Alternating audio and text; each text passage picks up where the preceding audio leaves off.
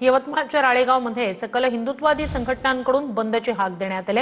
मुलींची तस्करी करणाऱ्या संशयित आरोपींवर कठोर कारवाई करा या मागणीसाठी राळेगाव शहर बंदची हाक देण्यात आली।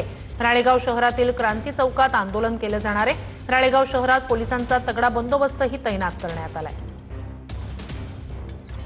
अधिक या सगळ्या संदर्भात जाणून घेऊया आपले प्रतिनिधी विवेक गावंडे यांच्याकडून। विवेक, क्रांती चौकातली ही दृश्य नेमके आत्ताचे अपडेट्स काय?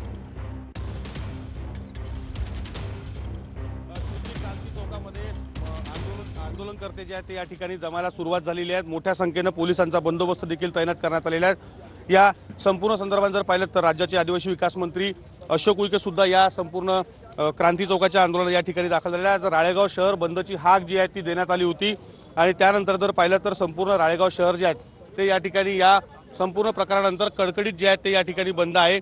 मोठा प्रतिसाद जो आहे तो या संपूर्ण बंदला जो आहे तो मिळाल्याचं पाहायला मिळत आहे। या संपूर्ण ठिकाणी जर पाहिलं तर राज्याचे मंत्री जे आहेत ते या ठिकाणी दाखल. सर, आज राळेगाव बंदची हाक देण्यात आली होती, तुम्ही सुद्धा या राळेगाव बंदमध्ये सहभागी झाले, काय सांगाल? व्यापारी आणि सर्व संघटनेच्या माध्यमातून स्वयंस्फूर्तीनं शहरामध्ये शांतता राहावं हा उद्देश आणि हेतू समोर ठेवून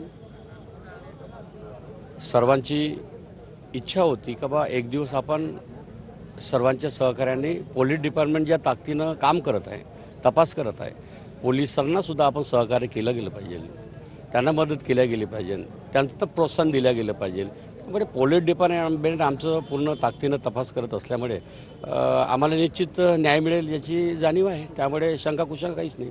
आरोपीच्या घरावर काल दगडफेक, संशयित आरोपीच्या घरावर दगडफेक करण्यात आलेली आहे आणि त्यानंतर जमाव सुद्धा मोठ्या प्रमाणात या ठिकाणी आज बंदची हाक करण्यात आलेली आहे। आमचं शहर शांततामय आहे आणि आमचं शहर शांततामय असल्यामुळे कोणीही कोणाच्या घरावर दगड मारत नाही।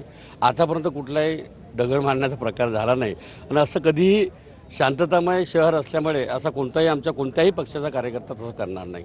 काय अपडेट पुन्हा या प्रकरणामध्ये नव्यानं आलेली आहे? यात काही आणखी नव्यानं काही गुन्हे दाखल झाले आहेत का काय?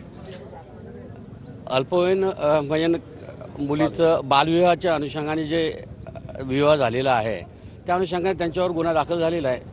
100% पोलीस डिपार्टमेंट चांगलं काम करत आहे। पोलीस डिपार्टमेंटला आमचं शहर सहकार्य करत आहे। शहर जे आहे ते संपूर्ण पोलीस विभागाला सहकार्य करत असल्याचं मंत्री अशोक उईके यांनी सांगितलेलं आहे। आपण पाहू शकतो की कशा पद्धतीने या ठिकाणी बंदचं आवाहन करण्यात आलं होतं। नक्कीच विवेक, अपडेट्स घेत राहणार आहोतच। तूर्तास धन्यवाद। नागरिक देखील मोठ्या संख्येने सहभागी झाले आहे। श्रुती, नक्कीच विवेक, अपडेट्स घेत राहूच।